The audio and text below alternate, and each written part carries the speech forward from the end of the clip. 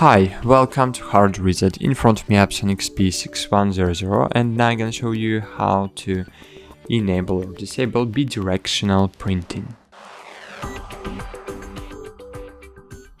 So bidirectional printing is a very good feature to enable or disable. For example, when the printer prints in both directions to increase speed of printing. So turning it off can improve print quality if needed, but turning it on will improve the speed of printing. So you need to adjust it for your needs. Okay, so open settings, find here printer settings, and then scroll down, find here bidirectional and disable it or enable. And that's it. Thanks for watching, like this video and bye. See you.